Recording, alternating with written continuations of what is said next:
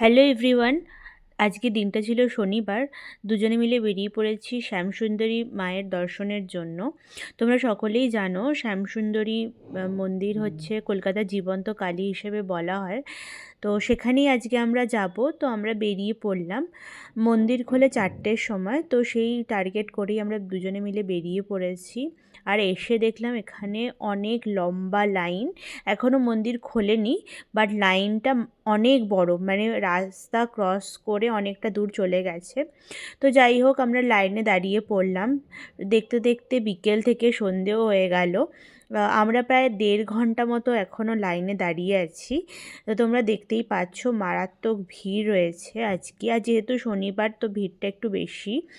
তো অনেকটা ভিড় রয়েছে, আর সামনেটা একটু ক্লামজিও হয়ে রয়েছে। দেখো, ফাইনালি আমরা চলে এসেছি মন্দিরের একদম কাছে।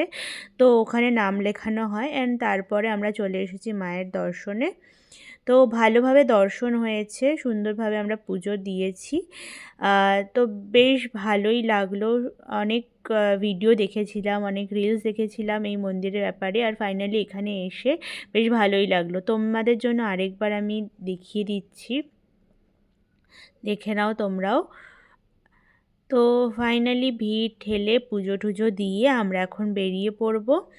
তো চলো, এখানে রাস্তার মোড়ে আরেকটা মন্দির ছিল, যেটা হচ্ছে মাতা রানীর মন্দির। এই দেখো, এইখানে মন্দিরটা শ্যামসুন্দরী, আর এখান থেকে রাস্তার মোড়েই এই মন্দির।